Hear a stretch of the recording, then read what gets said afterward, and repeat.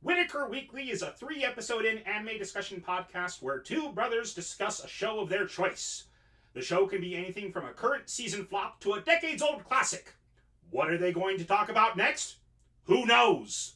They sure don't.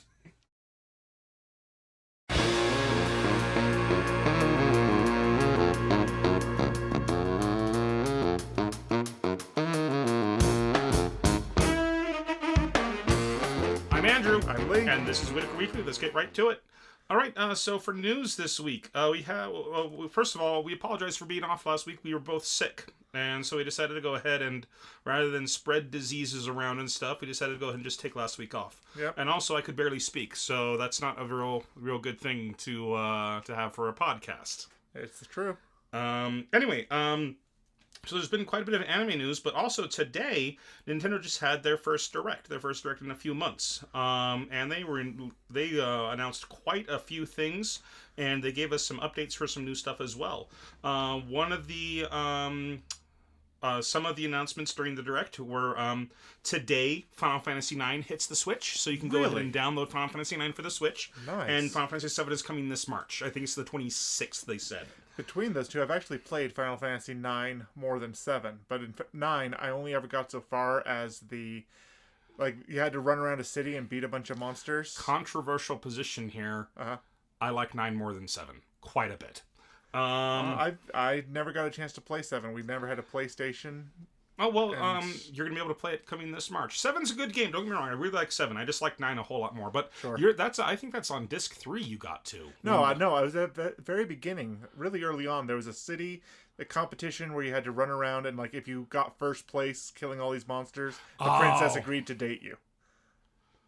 Oh, that's right. Okay. Yeah, and because I didn't level up enough, I didn't get to defeat the monsters, and then I refused to play the game further because I didn't win.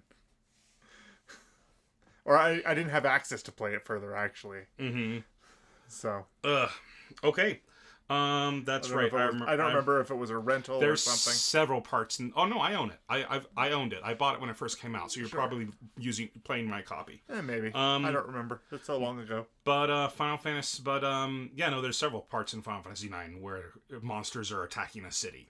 So you go around killing them. I thought you were the one that happened in Disc 3. No. Anyways, another big announcement, Fire Emblem Three Houses, the first Fire Emblem game for a console ever since the GameCube.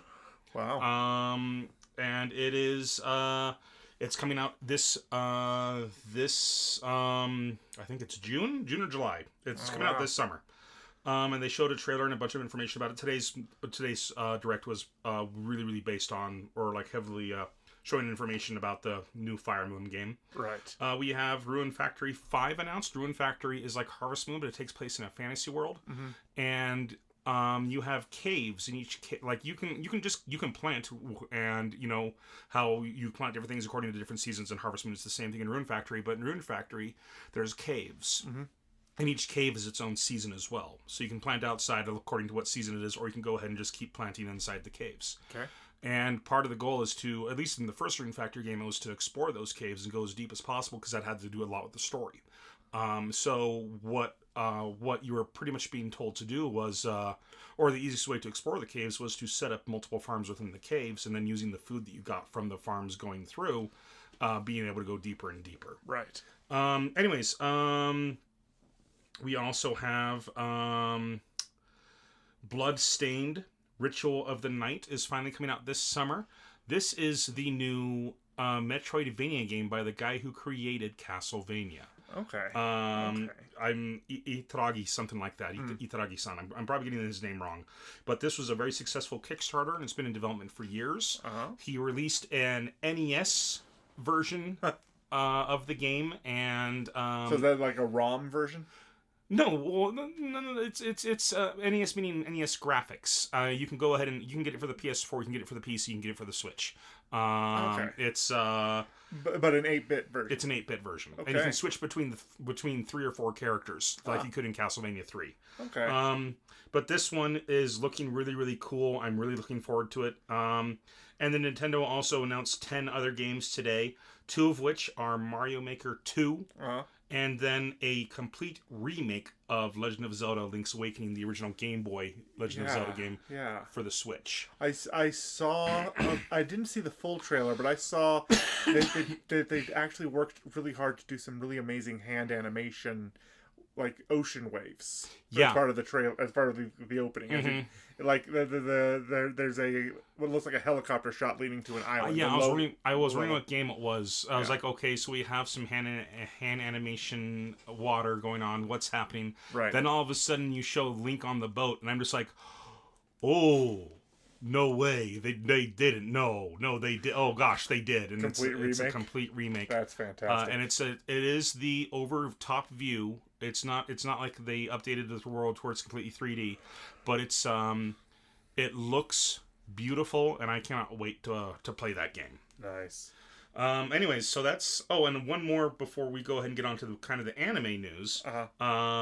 There is a Dragon Quest CG movie coming out this summer. Okay. I believe it's August is when it's coming out. And it's based off of Dragon Quest V. And that's really, really interesting to me because there's... In Dragon Quest V, one of the biggest things about that game is that you can get married. And you have to pick one of 3 girls to marry. Okay. I wonder which one they're going to go ahead and pick to be the one that marries the main character. That's an interesting premise. Mm-hmm. I know what my preference is, but I have no idea what they're going to go ahead and pick. Sounds like Akira Toriyama is having quite the year. Yeah, he is. with the Brawly movie out, and then this in production. That he's. That sounds fantastic. Okay, and now you've got some anime news for us. So a number of trailers dropped very recently. Just this last week, they dropped a trailer for Code Geass: Lelouch of the Resurrection. And so that's a new trailer out. We have a link to it to comicbook.com that has a link to that trailer. That'll be on our website. OtakuMode.com had a news article detailing how Miss Kobayashi's Dragon Maid is getting a season 2 this year. I heard about that earlier this week. Yeah, you mentioned that, and I looked it up and got some more details on it. And then I found myself on Wikipedia looking on a list of all of the announced anime for 2019, and I was just scrolling through it, sorted by studio, and then I saw Fruits Basket was listed there. It's like, wait, 2019 Fruits Basket's coming out? And then I looked it up. Yeah, Funimation now is doing a complete reboot of Fruits Basket. Now, is it Funimation now? Are they producing it? No, or is it just gonna be streamed on Funimation? They have the licenses streamed. They're not the ones producing it. It was another studio. I can't. Do I have that up right now, real quick? I got the link right here. Give me just a second. I can go ahead and... Well, no, I had Wikipedia.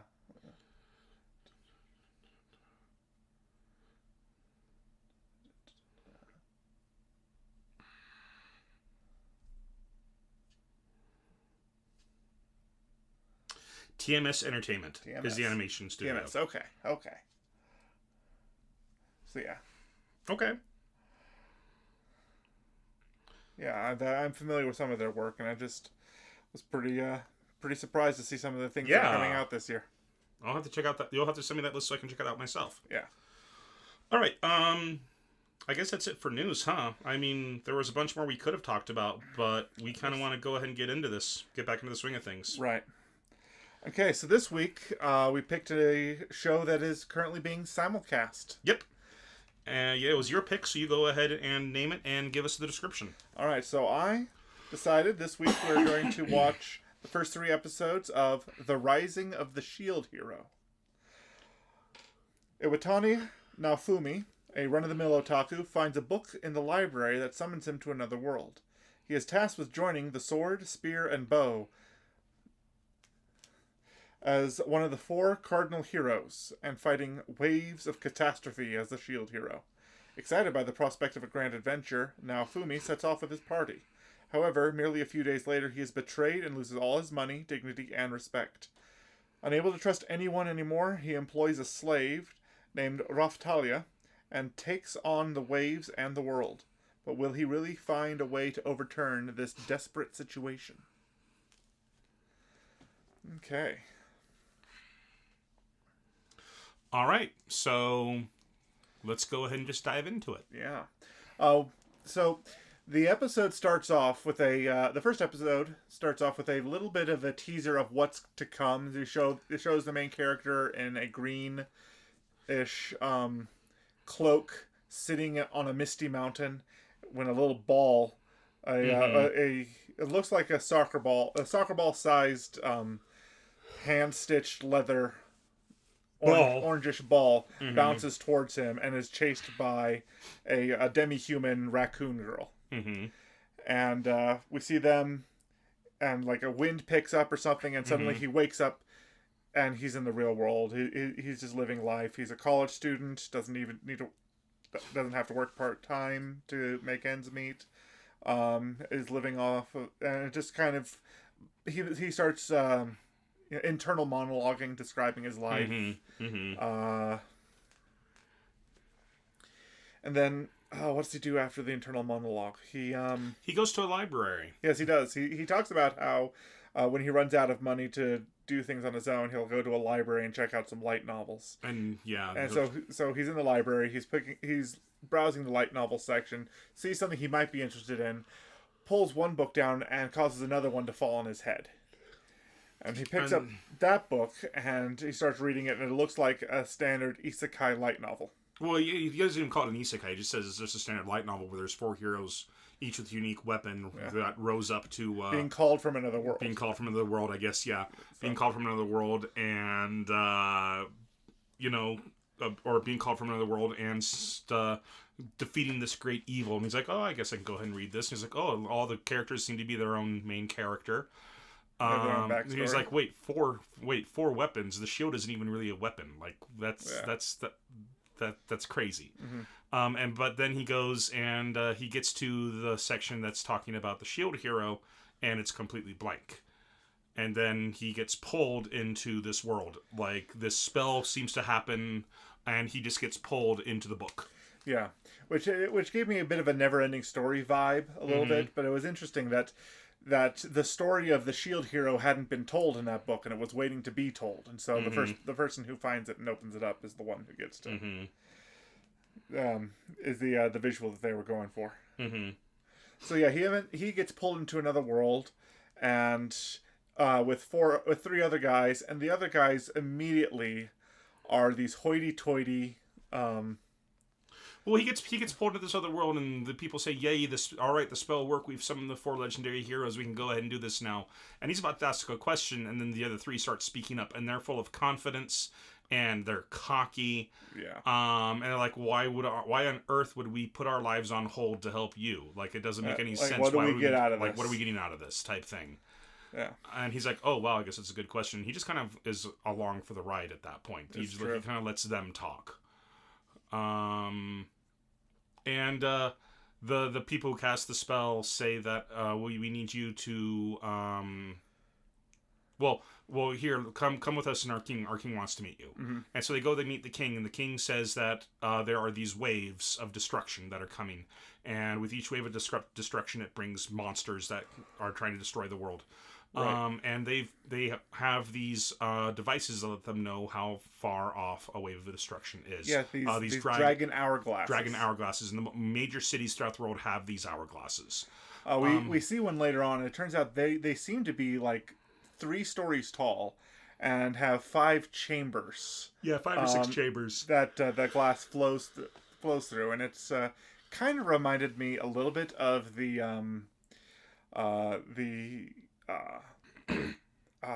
Dark Crystal, the Augra's domain, where she has the great conjunction. She has a mechanical device that predicts the conjunctions. Yeah, it's what is that called? They had one in Ultima S7 as well. I'm trying to remember what that was called. When the planets line up. Well, then just the device that has all of these different planets on a rotating. Mobile. Okay, yeah. Okay. So I'm trying to remember what that's called, but what's coming to mind is oratorium, but that doesn't sound right at all. No, that's definitely not what that is. It's not a planetarium, is it? No, it's some. Anyways, doesn't matter. Right. Something like that, where and But so he ends up having this shield attached to his arm. And the others have a sword, a bow, and a spear. Yes. Mm-hmm. And they start. Well, they go off, and the king says that, look, we have these, and so we want you. Well, what we did was we used our own military might to fight off the last one, but we barely won. And each wave is going to be stronger than the last one. We then knew that we were taking them too lightly, and we needed to summon the 4 heroes. Right. And so they summoned the 4 heroes, and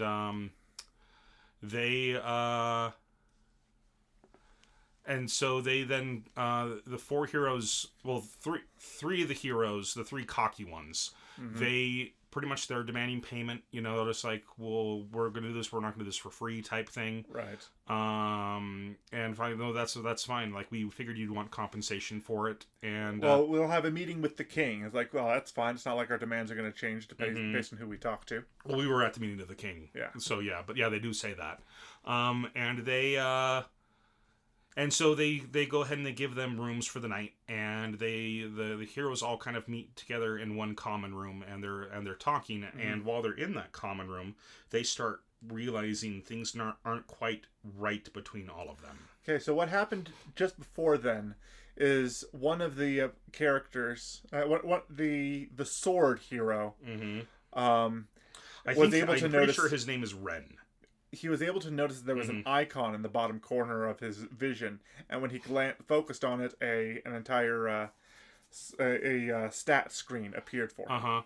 And so part of the conversation that they have in the inn is that they're all that the sword, the shield, and the bow are all comparing their stat screen to a very popular video game from where they're from, but none of them have heard of the other person's very popular video game. Yeah.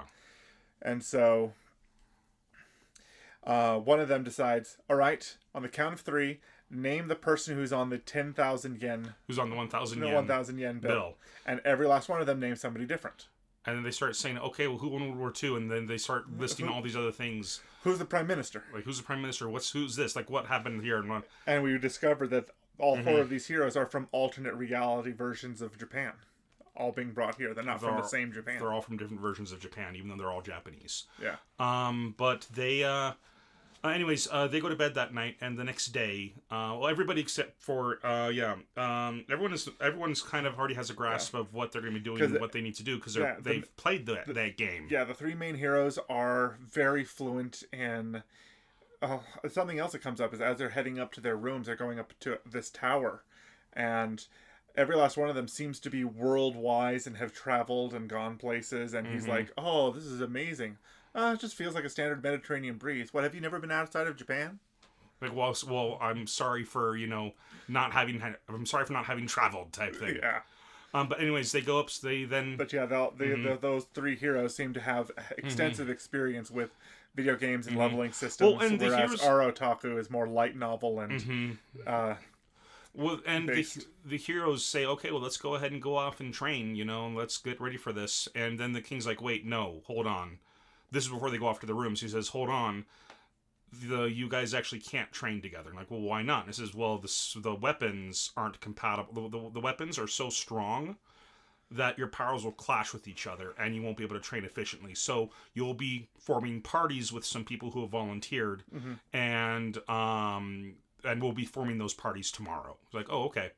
And so then, that's how they get that's the story reason for how the 4 heroes go their separate ways at the beginning. Right. So, but yeah, after that, the next morning, it's decided that volunteer adventurers will be allowed to choose which party they get to join. Well, in the volunteer adventures, they all line up, and nobody goes with our poor shield hero. Like, it's the Charlie Brown moment of the scene. Like, nobody picked him.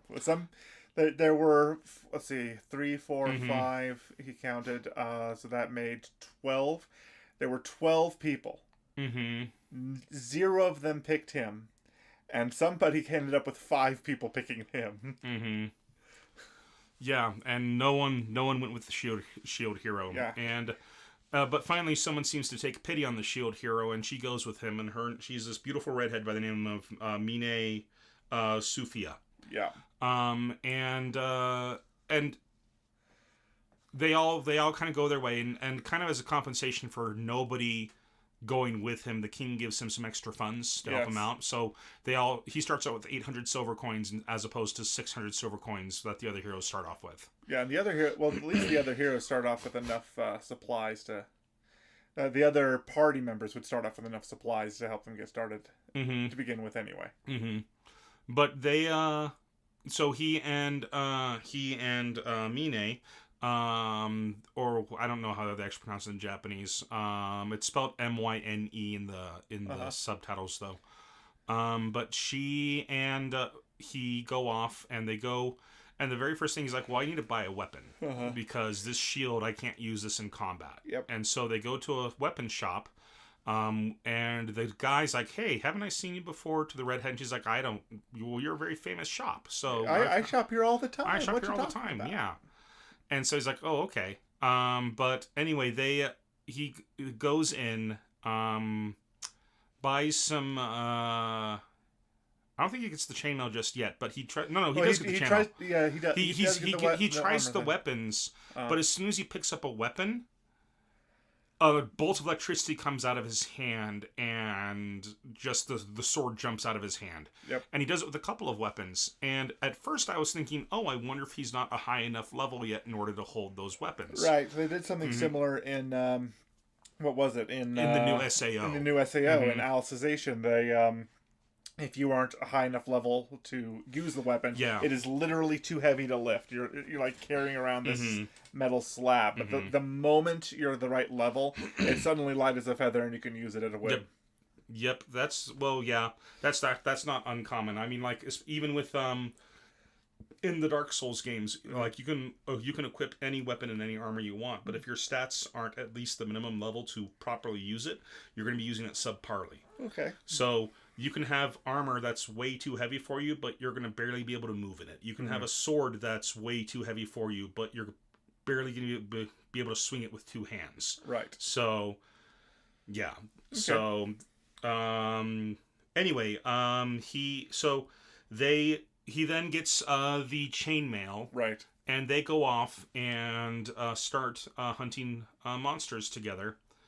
And because he cannot use a weapon, he is punching these orange little orbs. They're like the slimes of their world. They're just like evil balloons. Yeah, they are. They're evil balloons. They're floating around, and they pop, and the remains are these rags that look like balloon ends. And yeah, he's punching them as best he can, and each one that he punches gives him 1 experience point.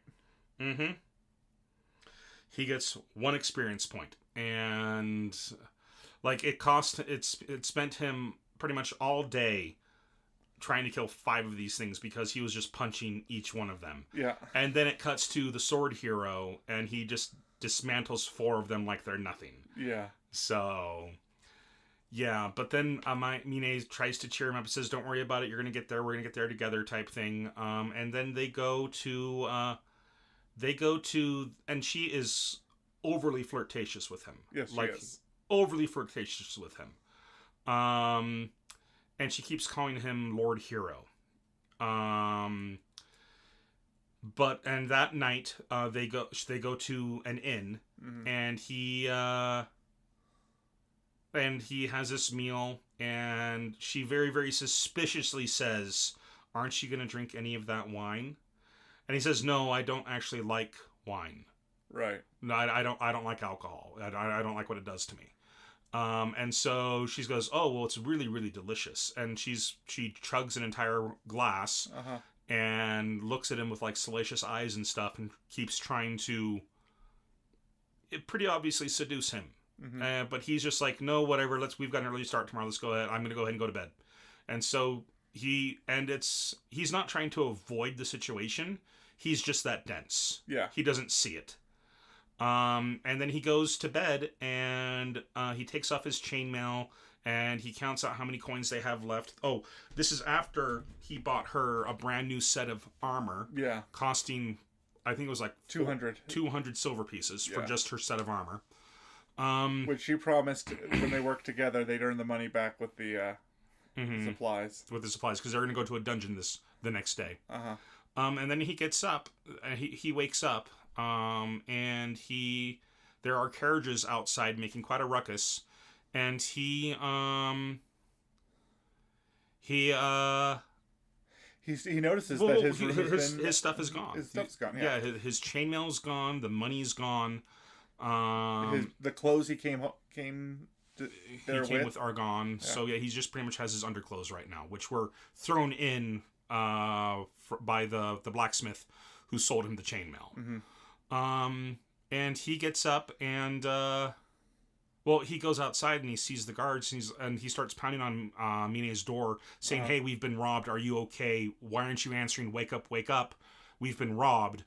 And then the guards show up. They arrest him. Yep. And we get to the part that set the internet on fire, which is why I was kind of avoiding watching the show because I didn't really want anything to do with it.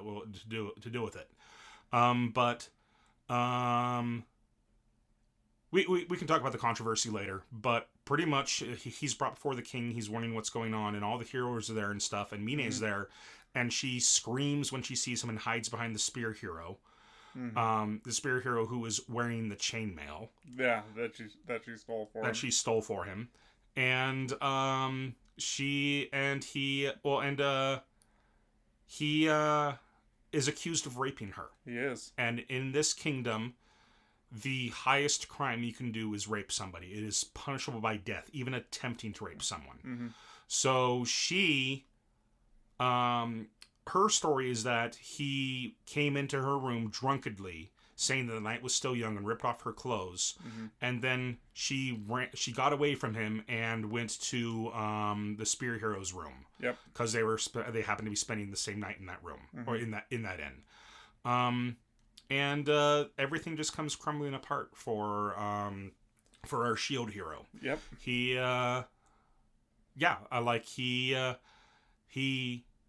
stops caring. He stops caring about the people in this world. He stops caring about saving this world. He's just like, fine, because he sees a conspiracy here, because he sees that she is calling the spirit hero by his name, but she never once called him by his called the shield hero by his name. Right. And all the heroes are now against him, and the only reason he hasn't been killed is because he is one of the heroes, and he says, "Fine, send me home." They can't send him home because once the ritual's been cast, that's who they have. Yeah. They can't do it again.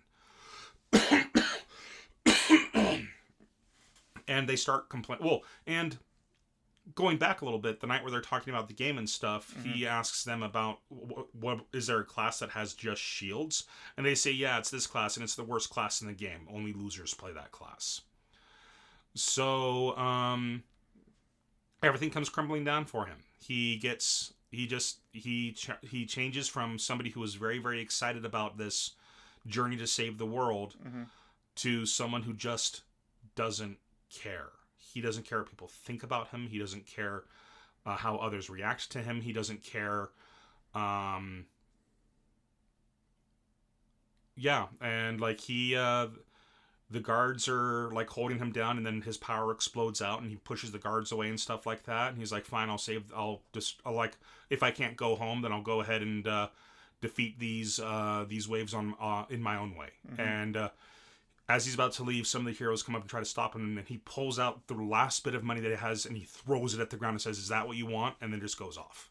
Yeah. So, and he sees Mine grinning at him one point, where she does the most awful smile with her tongue out and pulls her eyelid down. But the controversy with that scene is that with like the Me Too movement and stuff like that, people think that this is mocking survivors of rape, where like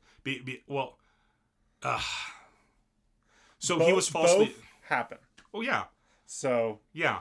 I know. I'm just saying that's what the Me Too movement, or people in the anime fandom who are also involved in the Me Too movement, got very, very upset at this show because it thinks that it's belittling or toying with people who actually have gone through that, who have been raped, and giving ammunition to the side that says that you're like, you know, the side that they don't believe in. So, and so. Anyway, that's the entire controversy around that scene that I'm aware of. There might be more to it, but I try to avoid politics and stuff when I'm watching shows. The meme that I think suits this best was that whole anime versions of things in real life, and there was a raccoon, and it shows a character we haven't introduced yet, and it shows a gorilla, and it's the girl from Nisekoi, and then it shows a garbage dumpster, and it shows this girl. Yeah, well, it shows the raccoon. Well, it shows the raccoon, and then it shows Reptilia, who we're about to meet. Yes. And then it shows the gorilla, and then it shows the girl from Nisekoi, and then garbage dumpster, and it's her. Yeah. Yeah. Well, and apparently there's a lot more to her. I saw a post online saying, "Yeah, you guys have no idea who she even is," type thing. So, so I think that she is a plant of the enemy, trying to destroy it, trying to sow disfellowship amongst the heroes. That's my belief. But anyway, he so he he goes off and he trains on his own. He does. He can't do.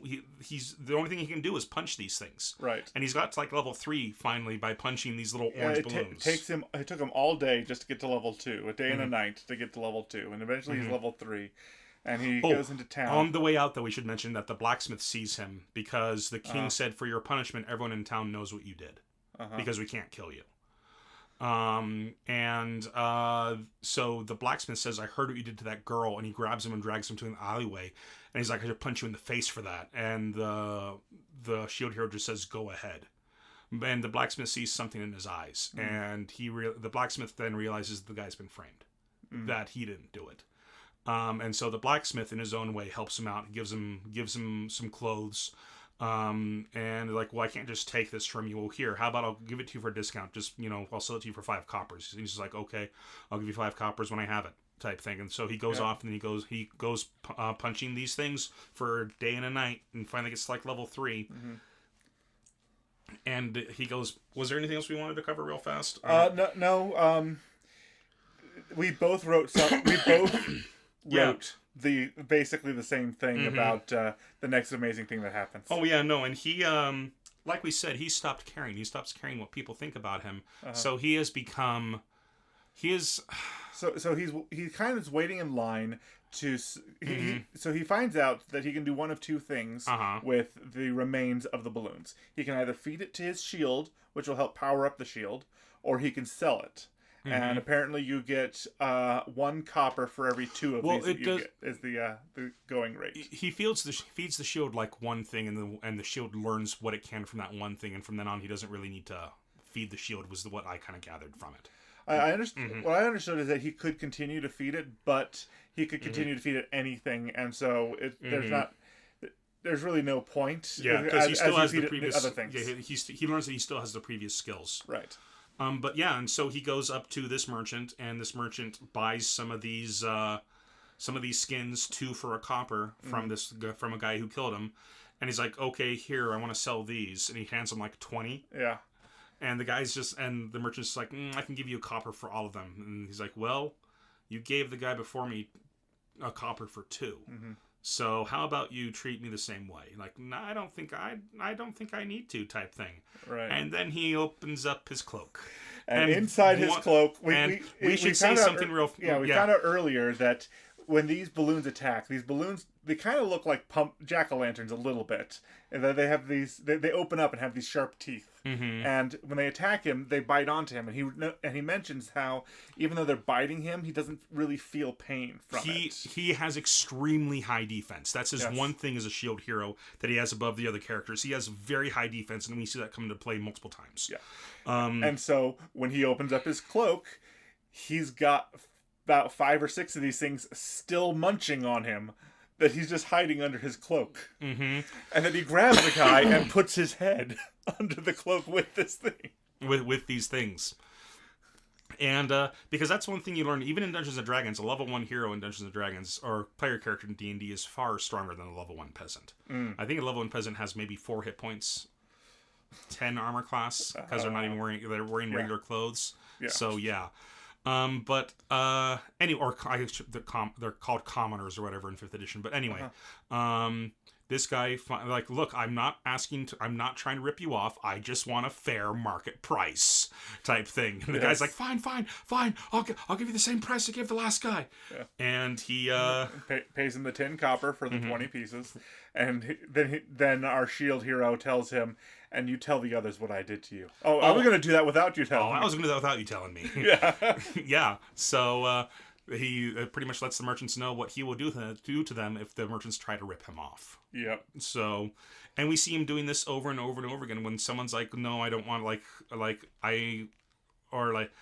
we don't have room for you. He's like, oh, really? And he holds open his cloak, and there's one of those guys munching on him again. And he's like, I've got a room prepared for you right away, type thing, and runs off. So, yeah, we see him doing that over and over again because word has spread is that he will do this to you if you do not give him a fair price. Right. So, great. But he goes out, and someone approaches him from the shadows. And this, we should probably also mention that as he was leaving the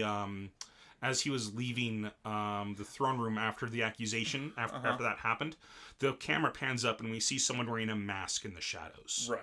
But that's not the person we're about to meet. I don't think we've met this person yet again. Okay, first, before he gets into the alley, he is at the bar drinking when three ruffians volunteer to join his party. Mm-hmm. And then he proceeds to lay some ground rules. I get a minimum of 40%. If you guys contribute, you get some of it. Yeah. And how about you buy some equipment? And so as they're walking out, like, how about you buy some equipment? Like, you can afford your own equipment. I'm like, you're not getting anything from me. Mm-hmm. How about you just hand us your money over right now? It's like, this would have saved us a lot of time if you had just done this from the start. Mm-hmm. And so the first thing he does is somebody comes at him with a punch, and he pulls out one of the balloons and rams it on his hand. Mm-hmm. So the balloon's now eating the guy's hand. Mm-hmm. The other guy pulls out a knife. He smashes it away with his he smashes it away with the shield. The guy goes flying, and the guys freak out and run off. And that's when a man who looks suspiciously like what was his name? Pierre LeFou. I don't remember his. What was the name of the big fat guy from Cowboy Bebop? I don't think we ever got his name. But the episode was, maybe we did his name. I think his name actually was Pro LeFou. Yeah. Yeah, Pro LeFou. Or at least that's what the episode was named after. I don't remember. Right. But a guy who looks something like him steps out of the shadows, and immediately an untrustworthy character, but you find out why he seems untrustworthy. And he says, "I've got something for you. Come with me." He's like, How about you just tell me? No, I need to show you. And trust me, you're the kind of person who's going to be interested in this. And so he goes off, and he goes to this big tent. It's like a big house tent, like a circus tent. I don't want to say in the middle of the city, but it's in the middle of an open square. Right. And he goes in, and this man's probably some sort of industrial district or something like that. This man's a slave trader. Yes, he is. And he has cages. Tons of cages, some stacked on each other, and it looks kind of reminds me a bit of the circus that the witch ran in The Last Unicorn. Okay, I can see that. They weren't, but the cages weren't on a caravan train that they were in hers, but they were just these cages, and some of them had curtains draped over it and or fabric. Mm-hmm. And so he's in this room, and he's being introduced to all of these slaves. Mm-hmm. Well, and he's not really. He's like he starts looking. He goes to one cage right away, and he opens it up, and we see this is the raccoon girl, and she is in terrible shape, in rags, Rough Talia. And she's coughing. And then the ringmaster, whatever his name is, we never got his name. Yeah, but he looks like a master of ceremonies at a circus. Mm-hmm. And he just says, "Here, how about this? This is my most recommended. I recommend this slave most of all. And the thing that's appealing to Iwafune, or I'm going to use his name, Iwatani. That's something the guy drops, is that they can't disobey you. Yeah, a slave has a special curse on them that it causes them physical harm or even death if they try to disobey or betray you. Mm-hmm. And which is appealing to Iwatani because he doesn't trust anyone anymore. Right. Like, he's completely lost the desire. And one thing he also points out is that every time he eats food now, there's no flavor to it. Yeah. He's like, life has no meaning for him right now. It's or life has no color, no flavor for him. Right. But anyway, so he goes over to where the ringmaster is. The ringmaster throws open throws the cover off, and this werewolf attacks the cage and stuff. He's like, oh, okay, so this is he's a level 75 wolfman, and he will destroy anything for you. Or like level something like that. And how this thing's 20 levels higher than me. Yeah, this thing's 20 times my level, or something like that. Yeah. It's like, so what is so how much? 75 for you, 75 gold pieces. Now that you've shown me your most expensive slave, how about we talk about some more reasonable some more reasonable things I can afford. Yes, but I expect you to be one of my recurring customers, and I just wanted to show you what you're going to be coming back for. Yeah, and so he then goes to the cage where Raphtalia is, and Raphtalia is sickly. She won't survive much longer, is what he says. Yeah, and her previous master had a thing for torture. And Iwatani says, I'll take her. And he spends 30 gold or 30 silver pieces to buy her, which anybody who's familiar with the Bible yes. will know what 30 silver pieces buys you. And the episode, 30 pieces of silver, yeah, so you can pay the devil on your way to hell. That's fantastic. That movie's so good. Prince of Thieves. Friar Tuck from Robin Hood, Prince of Thieves, ladies and gentlemen. Yes. Beer. Any fool can drink water. One of God's greatest gifts. Or something like that. Anyway, so no, I think the episode ends with him agreeing to buy her, and the look on her face was just absolute shock.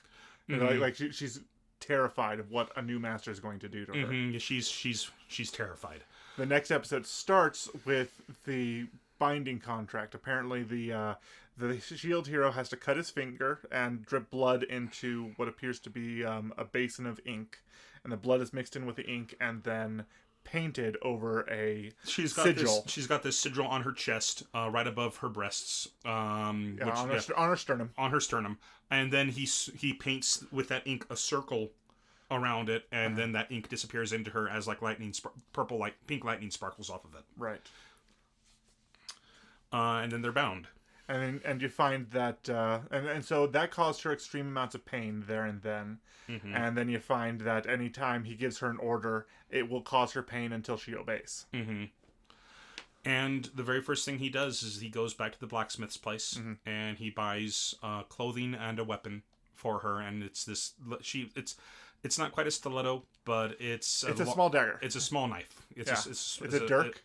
Probably something like that. I don't quite know. It's not as thin as a stiletto. No, but it's still a fairly thin knife that she has. Right. And and she's got a nice set of clothing on as well.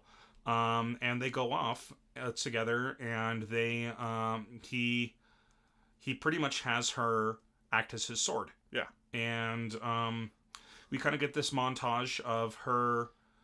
So the first time she does it, it's really hard for her. Oh, no, that's right. The first time she does it, he pulls, yet again, he still has more of those things munching away on him from under his robe. Mm-hmm. He pulls one out and holds it for her to stab, and she charges it and stabs it and doesn't do enough damage the first time to kill it. Mm-hmm. And her sword bounces out of it, and it goes flying, and it starts attacking her.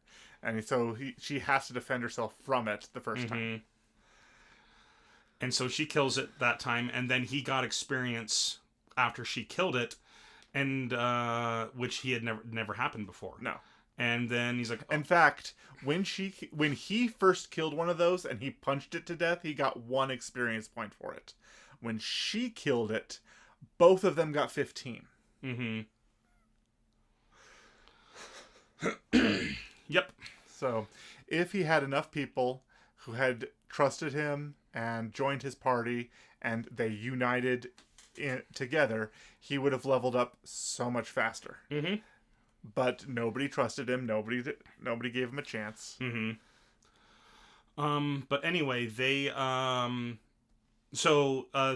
in this montage about how she, like, they're walking through the streets, and then turns out she's hungry, and so he says, well, let's go ahead and feed you. And she's like, well, no, I'm okay. No, I need to feed you because you're not gonna be effective at killing monsters unless you've eaten. Yes. And so they go into this place and the sign says no demi-humans allowed.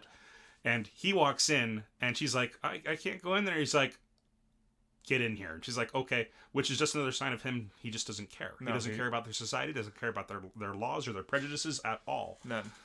And he goes in and he orders food, even though there's people that are murmuring, demi, like, oh, so that's a demi-human. Oh, that's the shield hero. He's the rapist, Yeah.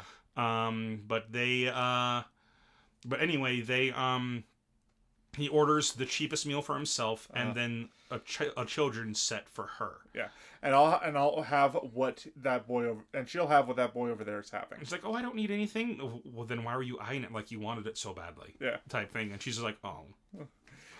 And so she gets this adorable little children's platter. It's got it's got a little dome of fried rice. Yep. It's got apples that have been carved to look like rabbits. It's got like vegetables and just fun things for kids to eat. Yeah. And she's got her eyes up until this point have just kind of been almost lifeless. Mm-hmm. Not as bad as it was the first time we saw her. But her eyes, they've never been wider when she sees this food and realizes that it's all for herself. And she just turns adorable and delightful. Mm-hmm. But she still has a bit of a cough at that point. And so they go out and they start killing monsters. And before this, we should also say that he's learned that there are herbs out there. Mm-hmm. And he's been selling those herbs, but he also has the ability to make those herbs better than normal. Right. So he's been upgrading those herbs and then selling them for extra money. Yes. Because why not? No, yeah. And he also, as he's been working with those herbs, he's learned medicines and things like that. And he's learned of a way to cure what is ailing her, which is pretty much just a cold. Yeah, it's cure like cold. Mm-hmm. And so he makes a tincture for her, like a little. He made a drink for her and put it in a cup he made out of a leaf, and he's like, drink this, it gets rid of mild colds. And she's like, but I don't need. No, drink it. I can't have you dying on me. Oh, okay. And so she drinks it, and it's bitter and it's disgusting. Yeah. And she spits it out. She's like, oh, that's so gross. He's like, ugh. And I wrote down the line. Yes. I wrote down his line where he says, good medicine tastes bitter. Drink it. And that's when the camera pans up to the sky as you hear her go, ah! Uh-huh. And no, but she drinks it and she's cured. Mm-hmm. And she's cured and she gets over her cold. And then the two of them are working together. At first she's not doing that great against the monsters, but then she's doing better. Mm. And she starts doing a little bit better, and then they run into a rabbit. And this is a montage. Like a lot of time is passing. Yeah. When they first get there, they say it's a couple of months until the next wave. The next wave shows up. Till the next wave appears. Yes. And they anyway. But yeah, so one of her first hurdles that she has to overcome is, up to this point, all the monsters that she's killed have been of a magical creature type that don't bleed. Mm-hmm. And then a rabbit attacks and chomps into his arm, and she now has to kill something that bleeds, and she is a hemophobic. She's terrified of blood. Yeah. Mm-hmm. Which we find out why. She has a traumatic experience in her past. Mm-hmm. And I think we already learned about it at this point, because she has a. No, I'm trying to remember when we first see the nightmare, because she has a nightmare, and that's when the first time he really holds her as she's crying. It might I think it happened during the campfire scene right around the medicine. Is that she finds out? I think it was then that she found out that he's actually the shield hero. Oh yeah. That her parents are like the shield hero. Right. The shield hero has always been very kind to us demi-human creatures. Mm-hmm. And will I get to meet the shield hero someday? If you're a good girl. Mm-hmm. And then that's right. That night she then has a nightmare reliving The first wave. The first wave. In the first wave, there were some monsters that came and leveled her village. The Cerebus. There was a Cerebus. It was a 3-headed dog, and her parents pushed her off of a cliff to save her while it killed them. Yeah.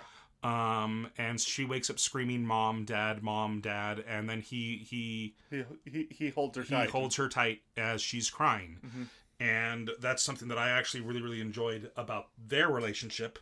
It's that they're helping each other heal, even though they don't realize it. Right. He's giving her someone to cling on to, someone to be there for her, and she's giving him someone to care about. Yep. To learn to care again. Now, the last sequence in that episode is they end up in a cave. They go to another town, try to sell some things, and end up finding out that the best way to make money would be to start mining at this cave that's near the She's leveled up enough to where he buys her a sword. Yeah. And it's a short sword. It's not much, but it's a lot bigger than her knife. Yeah. And then he's like, "Do you know of any place where we can go with the equipment that we have?" And the blacksmith's like, "Oh, we'll head over here." Yeah. And so they go to the new town. They try selling some of the stuff that they got. And they only get a couple silver for what they were able to bring with them. It's like, "So where can we go to make a lot of money fast?" It says, "Well, there's a mine nearby here that you could mine ores that are really valuable, but after the first wave, a bunch of monsters have taken up residence in there, and so everyone's afraid to go in." And so he agrees. So they go in, start mining some ore, and are attacked by a 2-headed dog, which causes her to have flashbacks. And she starts freaking out, and he says, "You have to kill it. I command you to do this." And then she's refusing to do it. So the curse that she's under, the slave's curse, is starting to kill her. It's starting to hurt her. Yes. And now while he's doing this, what's happened is he's using his shield to block one of its heads, but the other has its teeth buried deep into his shoulder, and so he's actively bleeding from this thing attacking him. And then he says, and then he realizes that she's in so much pain and she's so terrified that she can't do anything. So he tells her to run, get out of here. I'll cover your escape. Yeah. And then she realizes that if she doesn't do something, she's gonna lose someone else that's important to her. Yeah. And she can't go through that again. So she rises up and she pulls out her short sword and she attacks the creature. And wounds it, and then it turns on her, and then he uses an ability that he discovered earlier in the episode where he creates an air shield. Yeah. So he just creates a wall of air in front of her to defend her from the Cerebus. She then does another blow and kill, or not the Cerebus, this is a 2-headed dog. Yeah. And then she kills the 2-headed dog.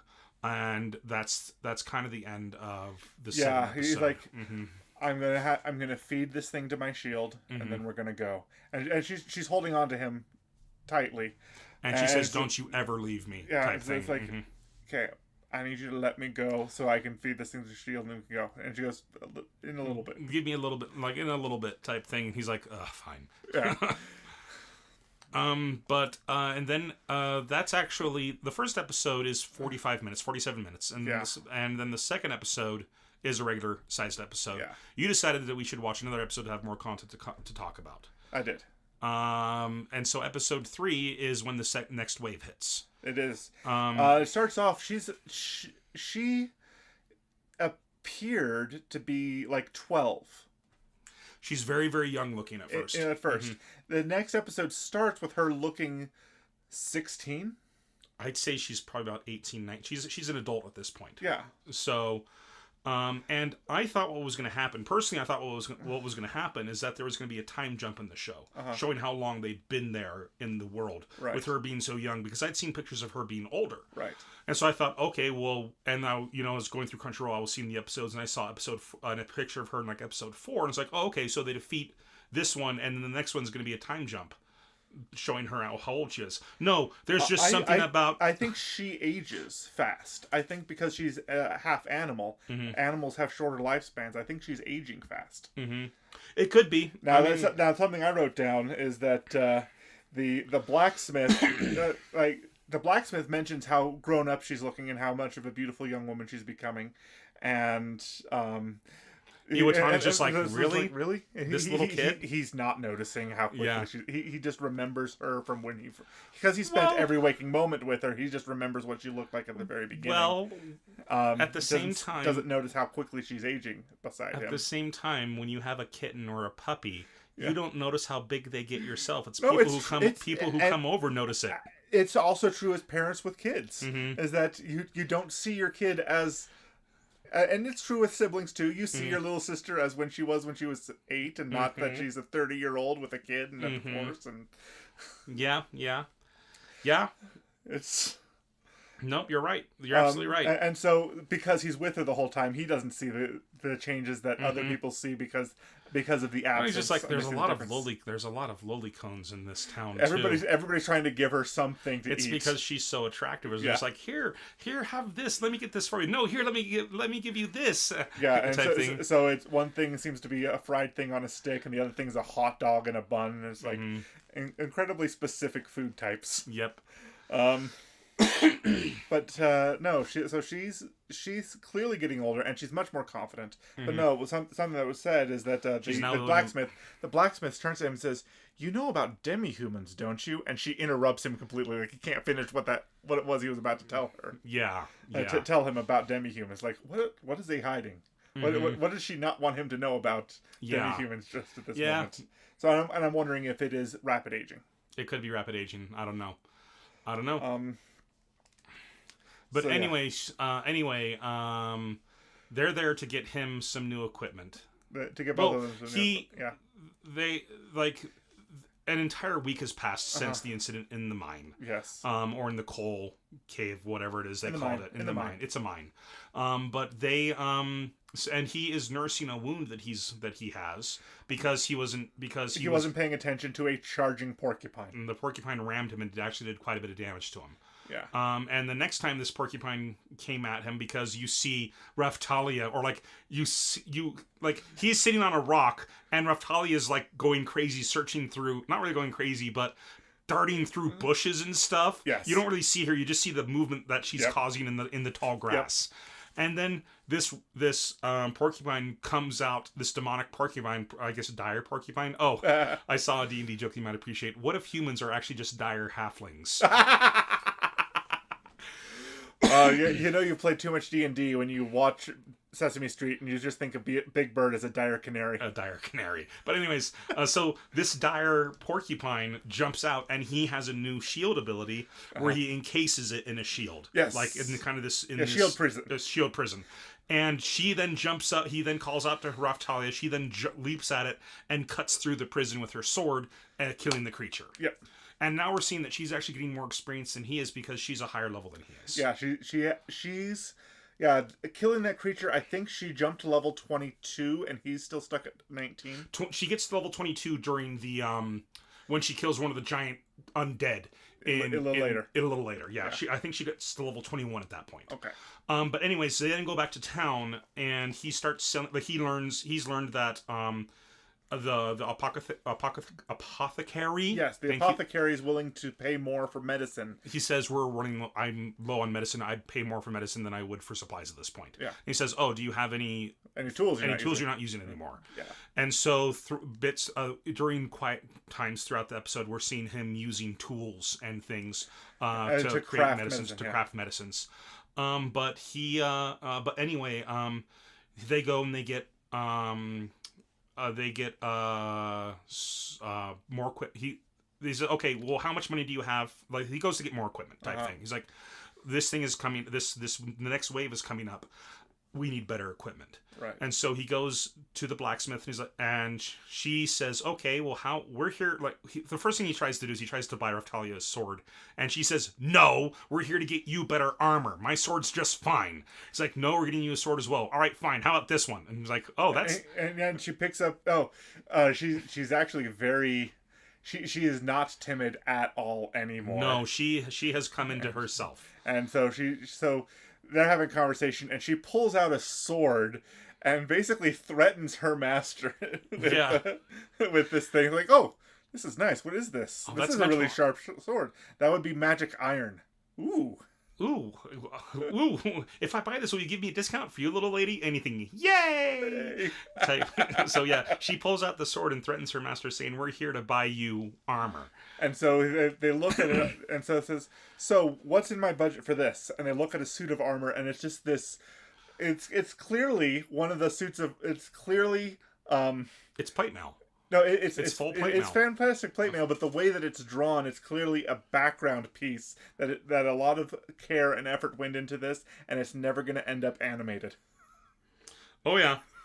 It's just one of those things, like when you watch the old cartoons, and you can see, oh, this is the part of the wall that's going to break because the rest of the wall looks better, or this is the part of the ground that's going to collapse. And it's just like one of those things where it's so beautiful and well drawn that you know that that's never getting animated. Ever. Well, that's one of the reasons that I don't. Like, he can't wear that; he'll lose his individuality. That's one of the reasons that. Well, that's right. She says that, doesn't she? But they. That's one of the reasons that Goblin Slayer, why he was CG animated for the most part, is because he has a very complex set of armor that would take body. forever to draw. Yeah, especially all the things that they need to have him do. So a lot of it, like they did draw it a lot, but a lot of the times where he was just moving around, it was CG. Yeah. Anyway, so Naftalia, she and he's like, okay, well, how about I get you make you a custom suit? Like, ooh, you can do that? Sure, why not? Type thing. Yeah. And so they come back later, and now he's wearing a custom suit, and he's like, now we have to figure out I don't even know when the next wave's gonna hit. You mean no one's told you? He complains about the suit. He's like, I look like a bandit. And he's like, I call it barbarian armor. It suits you so much. I hate it. Yeah, but it's the armor now that he has in all like in the whatever, the promo art and stuff like that. Yeah, it's his new outfit. It's what he's going to be in for the rest of the show. But it's like now we just have to wait for the next thing to happen, the next wave to happen. And the blacksmith's like, wait, no one told you? It's like, yeah, what? And he explains to him about how at the chapel, the dragon hourglass. Yeah, the dragon hourglass, and how it's at the church, and how the heroes have access to it, and lets them see when it's going to happen next, and then how the heroes will all be teleported to the wave when it happens. Them and their party. Them and their party, and so he finally goes to this place. He goes to the chapel, and his shield activates. A green beam of light comes from the crystal or the gem in the middle of the shield, and then from then on, his heads-up display, his UI, it has a countdown, and it's 20 hours. 20 hours from the time that he synchronized with it. Yeah. And so while he's there, they run into the other heroes, and they're in much better equipment than he's in, and they start teasing him. Because again, to them, he's nothing but an attempted rapist. Yeah. But he doesn't talk to them. He doesn't give them the time of day. They just keep saying stuff. The spear hero starts flirting with Raftalia, which then of course upsets Iwatani even more. But as he's flirting with her, the red-headed woman, Mine, is just like, really? That's a demi-human. Why are you talking to it? Type thing. Showing the prejudices of at least her in the world. Yeah. Because plenty of other people seem to be just fine with her. But anyway, he then grabs her by the hand and they leave. And they What? There's an entire country of cat girls? No Game, No Life. We must liberate this country next. Oh gosh. Why? Anyway, so they leave, and then she's about to ask him about the heroes, because there's obviously some history there between them that she doesn't know about. But she decides against it because she can tell that he's upset, and he's grinding herbs to make medicines. Yeah. And he decides not to tell anything because in this world, there's no point. No one would believe him. No one believes him when he tells the truth anyway. Yeah, no one believes him when he tells the truth anyway, so it doesn't matter. Anyway, the next morning, the timer's getting close to it, and then she says to him, Iwatani, so we should probably say in the second episode, she kept calling him master. Until she learns that he's the shield hero, and she says, well, what should I call you? And he says, you can call me whatever you want. And then when she rushes to his arms after she's killed the two-headed dog, she calls him by his first name. Yeah. And which really surprises him. And then from then on, she calls him Iwatani Sama or San. Uh-huh. And so she addresses him by his name, which no one else in the entire show has done. Right. And she says, I am your sword. I will be with you until the end. Okay? Yeah. Just reaffirming to him that she doesn't care what others think about him. She is his sword. And then after that, they all get teleported to where the attack is happening. Yep. And the attack is happening in the city of Lut, which is the city they went to in the second episode, the little Right. town. Well, it's happening near it. It's happening nearby. Mm-hmm. And so while the other heroes are racing towards the center of the attack where the boss monster is going to end up being, a whole bunch of other monsters are heading towards the city of Lut. And spelled Lute, the way like the instrument. Yeah, it's a Lut. Mm-hmm. Like the instrument, not like not the booty. Swag. What? What was that face for? Just the flippantness of the way that was said. There's a Ratchet and Clank game that was download only for the PlayStation 3 called Quest for Booty. That's it. Yep. And it was a pirate game. Yep. Yep. Mm-hmm. But Ratchet and Clank's also known for having euphemism-like names, like Up Your Arsenal, Going Commando, things like that. Yes, it is known for that. Yep, yes, it is. And so, like Quest for Booty, that didn't even faze me. I was like, Of course, that's going to be a Ratchet and Clank name. Yep. It doesn't matter if they're going with the pirate theme this time at all. That it could have been pirate themed. it is pirate themed. It could have not been pirate themed. It's just Ratchet and Clank. Also, one of my player characters in my other D&D game is a pirate, but she will cut your throat if you call her a pirate. She's a privateer. But she, anyway, and so that Thief, treasure hunter, booty. Anyway, so yeah, and so the three heroes and their parties rush off to fight the boss monster. Yeah, and the shield hero realizes that the town's in danger, and he saw a flare go off, but he realizes that that's all they can do until the soldiers, the King's Guard arrives. And so he rushes to the town. And he and Raphtalia rush to the town. And they start defending the town. And he arrives there, and he arrives there just in time to save the life of the merchant who told him about the cave. He tells Raphtalia to lead the villagers away, and he will draw off everybody else. And Raphtalia does what he says. And Raphtalia leads them off to the cave. To the mine, and which first I just thought, isn't that place supposed to be a nest for monsters? Why did you lead them there? Maybe they cleared it out during that week. It's possible, but nothing happened. No. So maybe they did clear it out during that week. Maybe. But anyway, she then rushes back to help him because he is finding people that are trying to defend themselves, but they can't. Right. So he's surrounded and outnumbered. So he's jumping in the way, and he's using his shield abilities to defend people and to draw monsters after him. And he does something that I thought was really, really cool. Like he's like, there's too many of them. I can't handle them all by myself. I've got to do something. Yes. And so he then sees the watchtower in the middle of town. Yeah. And he climbs up that tower and he starts signaling the alarm. He starts banging a bell. Banging. I think it's more of just a metal plate because it wasn't like ringing. It was just a tink, tink, tink, tink, tink. Yeah, it was a gong of some kind. Something. Yeah. Anyways, well, that's what they have in Mononoke. In Princess Mononoke. Yeah. Their alarm is them just hitting a piece of metal that's strapped to the wall. Right. So that was in Irontown, right? Yeah, that's in Irontown. Yeah. But that's not that wasn't uncommon for them to have in Japan. But anyway, they so whatever he's hitting some metal something. Yeah. Not worth arguing about. And suddenly we have zombies ascending the tower, just mobbing it and climbing on top of each other. And then one of the zombies suddenly gets covered in some oil.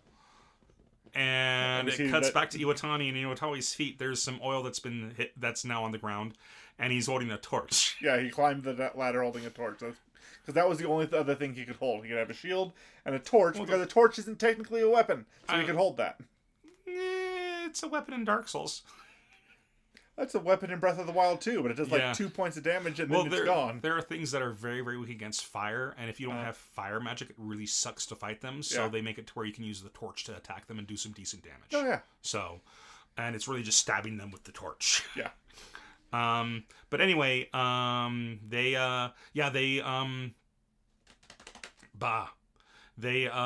he then lights the tower on fire, and the tower falls over, killing numerous monsters. Yeah. Something we discover that his shield can do is that it changes shape from time to time.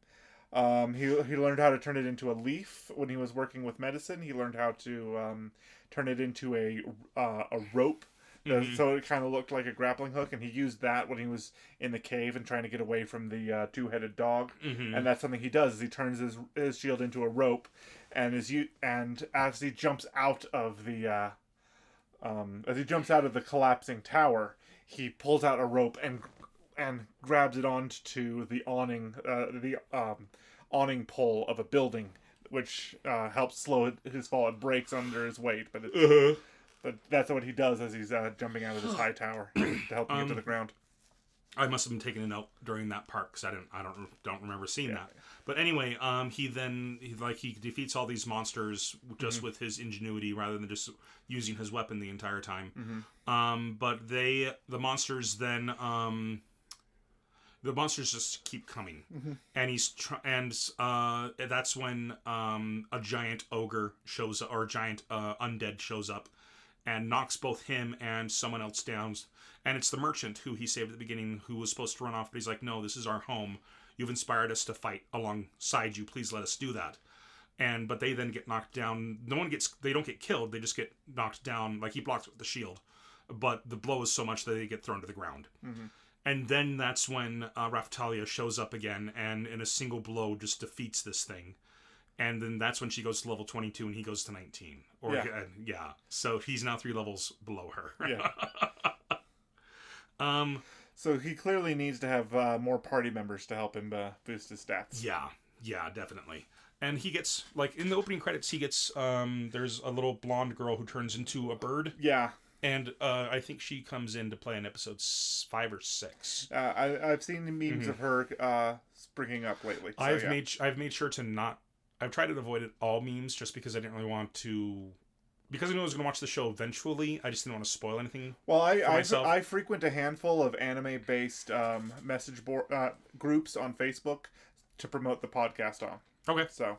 So those things just happen to come up in my feed. Okay, cool. Anyway, it gives me a reason to go looking for other anime to watch. Oh, cool. But they, so more monsters just keep showing up, though. More and more monsters, but the village people are now dancing the YMCA. Yeah. The villagers, the townsfolk are now joining in the fight and fighting back. And then the Royal Guard show up, and the Royal Guard see all these monsters, and they're making fun of the Shield hero because they still think he's a rapist.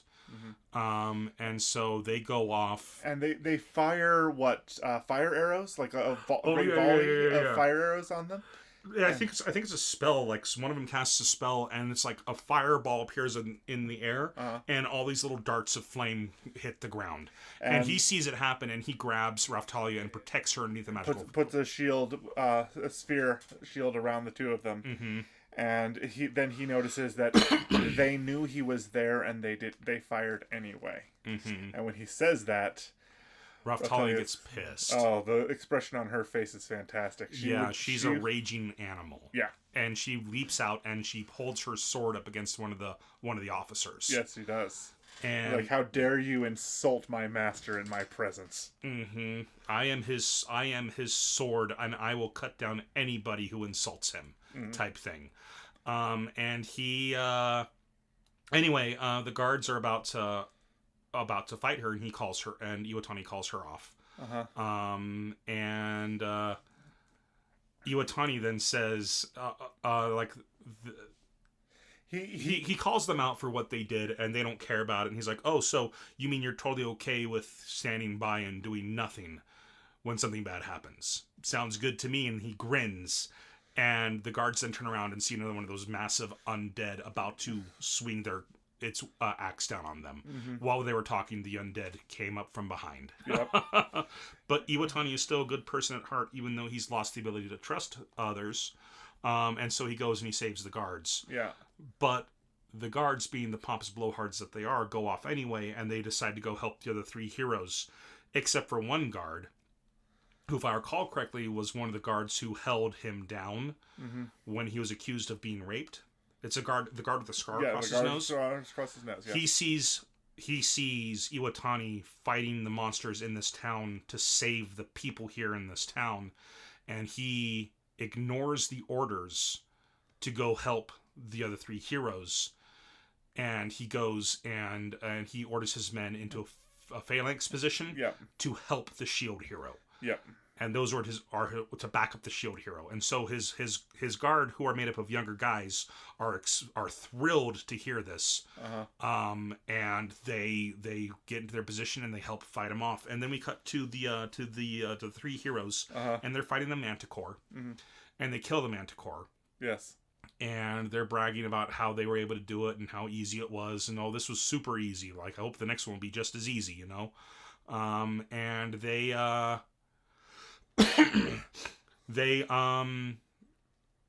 and then, like, they start wondering, like, what about Iwatani, though? Why was he not here? And then the redhead, once again, Mine, just says, oh, he would have just held you back. Don't even worry about it. You don't need him at all. Totally playing to the spear fighter's pride. Yeah. The spear hero's pride. And they all just start laughing it off and stuff. And then the guards show up, having been there too late to do anything, and they say, oh, the king has a reward for you. Please come with us. And so then Iwatani and the is thanked by the villagers, saying that we will never forget what you did for us this day, type thing. And that's the end of episode 3. Yeah, it is. And I'm glad we watched the third episode, because it really does bring more to the table. That one episode really, the first episode I dragged on for me. It really had pacing problems. The second episode, it moved a lot faster, and a lot more things happened in it in a briefer period of time. And the third episode really hammered home for me that I'm glad that, the third episode is where the action really hit. Like the previous episodes were all building up to things and establishing the world, but the third episode is where the action of the show really came to its own, in my opinion. Okay. So I'm glad that we watched the third episode. Okay. I mean, yeah, I'm gonna keep watching it. So, I mean, it was really good. I really enjoyed it. Yeah. Controversy aside, I really, really enjoyed it. Sure. So, my glasses turn a little bit. And we've had 2 other anime actually have characters who are actually guilty of a crime, raping, happen recently. So, all in all, together. In Goblin Slayer, goblins are more of a force and a disease than people. Right, but in episode 8 of Sword Art Online Alicization... No, that was still attempted. It was an attempt. It was attempted rape, yeah. So, controversy aside, all sorts of situations happen. And there's no 100%, it's not always this way, it's not always that way. And, there is a percentage of what are considered false rape claims in the real world. There's a percentage of them that are the girl did get raped, but misidentified her attacker, and the wrong person went to prison. So that counts as a false accusation, even if the situation happened. So just because an accusation is false doesn't mean that a situation didn't happen. Well, and so there's a wide spectrum of things, and there's none of it is 100% one of them. None of it. Yeah. I just feel more and more the world doesn't care about innocent till proven guilty. It's just everyone's on a witch hunt. It's a constant witch hunt these days. There does seem to be that, and the internet is a very toxic place for that. Yep. And there's too many people looking to win. And they're more interested in winning than they are in getting things right. The naysayers of this it feels like they tried to paint their hardest to paint this in a negative picture, where it's glorifying a man who was falsely accused, and they're trying to say that never happens, which obviously, it happens. It does happen. It does happen, but there's also many times where the rape does happen. Yeah. I mean, There's all kinds of monstrous things that happen one way or the other. There's no easy answer to it, and that's the horrible thing about the entire situation. It is. Mm-hmm. Anyway, that's it for the Rising of the Shield Hero. And next week we're gonna go ahead and watch another romantic comedy. And do you remember that GIF that image that I sent you? That image story of the girl with pink hair teaching the guy how to play volleyball. Oh yes, like I raised him. That's this. You raised him. That's this. Okay. Kaguya-sama. Love is war. From a good family, check. A good personality, check. Shuchin Academy is where all these elite students with bright futures flock to. As the two leaders of the student council, Kaguya Shinomiya and Miyuki Shirogane, have supposedly fallen in love. But after almost half a year, nothing has happened. They both have too much pride and can't be honest. Things have gotten troublesome, and they are now caught in a war of how to get the other to confess their love first. This is a new romantic comedy, a whole new romantic comedy, following an outbreak of cunning warfare between two elite students in love. Yay. And that sounds delightful to me. Yay. That sounds utterly delightful to me. But yeah, I'll be honest, I did something like that to my wife, actually. Is that I got her to confess her feelings for me before I said anything to her. Oh, yeah? Yeah. Good deal. Just to make sure I was on the safe side, because it can be dangerous to confess your feelings too early in a relationship. Oh, yeah. But this picture that I sent Lee, yes. Just so you guys are aware, one of the characters, this blonde boy, I don't know the characters' names yet, unfortunately, but this blonde boy is trying to learn volleyball, and he's terrible at it. And this little girl, I think same grade, but she's just tiny with long pink hair and a bow on her head. Yeah. She's really good at volleyball, and so she starts training him in it. And there's it's a series of pictures that's an obvious montage and he's getting more and more bandages, drilling him through things over and over again, and he's just getting more and more beat up, and so is she throughout all of it. And then finally at the end of it, he does this amazing spike, and then she gives him a thumbs up, and she's just covered in bandages. She's got wraps around her fingers. She's just got this dead look in her eyes of we've been doing this for so long. She has band-aids on her bow. Okay. She has band-aids on her bow. And then the next bit is them at gym, and he is just rocking the world with volleyball, just destroying the other team. And then she just says, I raised him. And then this other girl, who I think is actually one of the main two girls, says, "You're his mom." She's looking at him like a proud parent. The sequence started with, "I will raise you into a volleyball warrior." I raised him. You're his mom? You're his mom? Yeah, so that's what this is from. Okay. So, anyways, I'm really looking forward to it. All right. So that's it for 3 episodes in. How about let's move on to recommendation of the week? All right. Now, while I was browsing around trying to find what I was going to recommend this week, I remembered the last time I saw this anime, movie rental places existed, and I rented this from one. It's an anime that came out in '99 called Jin-Ro, the Wolf Brigade. Yep. And it is this it's this work of art that features a man who is an incredibly gifted soldier working for a totalitarian regime that is under attack from terrorists.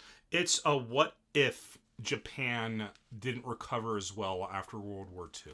And so we have these young women who are suicide bombers, known as Little Red Riding Hoods. Little Red Riding Hoods. And then we have these soldiers known as the Wolf Brigade, or Wolfmen, which is what Jin-Ro actually translates to, as Wolfman. Mm-hmm. And the story's about how he's point blank in front of the suicide bomber trying to figure out why. Why would you kill yourself for this cause? And she does. She blows herself up point blank, and his armor is just too good. It didn't faze him. Mm-hmm. She just annihilated herself in front of him, and it didn't do her any good. Yeah. And so the story is about how he's trying to come to grips with this world that he lives in and what side he should be fighting for. Mm-hmm. And it just has some of this amazing action, and it's beautifully animated. Apparently, they made a live action version of it last year. Oh, huh. And so while I was looking around, yeah, there was a 2018 live action Jinro movie Okay. that they made in Japan. Huh. But no, I'm recommending the 99 anime. It's absolutely beautiful. Yeah, it's fantastic, and it really, like his internal struggle really starts hitting home when he meets the older sister of the girl that committed suicide. Yes. So it's rough. It's really good. All right, so I guess it's time for creator shout out. Yeah. And this week I want to give a shout out to another YouTube channel called Beyond Ghibli. And this guy is just a fantastic. He does these fantastic in-depth videos about anime. And the thing that really got me to like his channel, he's got this 20-minute video about Cowboy Bebop and the making of Cowboy Bebop and all the work that went into it and the influences and how it was just this miracle of all these people coming together from around the world at the right time to make Cowboy Bebop, and they all knew that there was something special about this show. The work that would become a genre unto itself. And this episode is called A Fistful of Woolongs. Oh, nice. Which made me very happy because I'm a big spaghetti western fan. Yeah. And then he has a follow-up episode about that talks about the ending. And it's only a 5-minute one. But he didn't want to have any spoilers for how it ended, so he left all that for A Few Woolongs More, which is, it's about a 4 or 5 minute episode follow-up. And it's just... It's methodical. It's wonderful. It was very entertaining. Was it this guy, or was it some What Culture video that talked about how Spike Spiegel was based on an actual 1970s? I think Japanese... that was What Culture. That was What Culture. But yeah, he was based off of the coolest guy of the 1970s from Japan. Yeah, I forget what his name was, but yeah, his look is very much that guy's look. Yeah. But yeah, no. Gosh, and I just thinking about Cowboy Bebop, okay? I remember I watched it when it first aired on Adult Swim back in 2001. It just blew me away with how incredible it was. I was like, this is phenomenal. It's the show that got some of my friends to finally give anime a try. Yeah. Okay? And it just blew our minds how good it was. Okay. What kind of years, dog is real fast. I'm not done yet. Okay, fine. Let me finish this, please. Years later, I had purchased them on DVD, but I hadn't watched it again since then. And I just thought to myself, you know what? It's probably just nostalgia. It's probably not as good as I remember it being. It was probably just in the moment, really enjoying it with some good friends and stuff. And I sat down and I watched it. And no, it's that good. It is that. It is that good. Like it is as good as I remember it every time I watch it. Okay. So, anyways, yeah. What kind of dog is Ein? Yeah. What kind of dog was Ein? He's a supercomputer. Well, dog. No, I mean the actual breed. Yeah, no, he's a corgi. Corgi. That's right. Yeah, corgi. He's a corgi. So there's a scene in an episode of Brooklyn Nine-Nine that has Andy Samberg, the hot mixed Latina girl, and Terry Crews holding a corgi, and it says, "Somebody who's never seen this, describe what this picture is." The live-action adaptation of Cowboy Bebop. It's like Terry Crews for Jet. So wait, who was the other guy? No, it was Andy Samberg. Andy Samberg is the main character. So him is Spike, her is Faye, and then Terry Crews holding a corgi. And it's like, I don't care. You can recast those two, but Terry Crews is Jet. Yes. Yeah. See, Jet, you could be like, and this is kind of a bit of a tangent, but thinking of casting, Spike needs to be Oriental because they're doing a live action one. I think Netflix is doing it. Yeah, Netflix is doing a live action Cowboy Bebop. Yeah, that's right. They need to have an Asian for Spike and an Asian for Faye. Just if they're going the same backstories. Jet can be any race you want him to be. Right. I mean, I see Jet. Yeah, he's white, but you could totally cast Jet as an awesome black guy. It works. Of course. So, and then Ed is just Ed. Of course. Yeah. Ed is. Maybe we need to do CGI for Ed. No. Just no. Oh, but I was just thinking. My mind went into if we were to ever cast Terry Crews into a live action version of an anime, Russian sushi. Russian sushi. Oh gosh. No. I could also see him being. I could also see him just being the butcher in Full Metal Alchemist.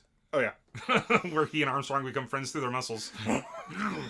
Anyway, Yes, enough of you that. could. Enough of that. So, anyways, my shout out is to Beyond Ghibli, just because for the incredible content that he creates on YouTube. All right. All right, and thanks so much for listening in this week. If you listened in on YouTube, please feel free to like this episode and subscribe to our channel. If you like what we do and want to support us, please spread the word of our podcast or even support us on the Patreon. Where can they find us on social media? Our site, WhitakerWeekly.com, currently has a link to our Facebook page, Twitter account, Patreon page, and YouTube channel. We encourage all our listeners to follow us on the social media platform of their preference, and if there's one we're not on yet, please reach out to us on one of the ones we mentioned, and we'll broaden our scope to include you. All right, well, that's it for this week. I've been Andrew. I've been Lee. And this has been Whitaker Weekly. You guys have a great week.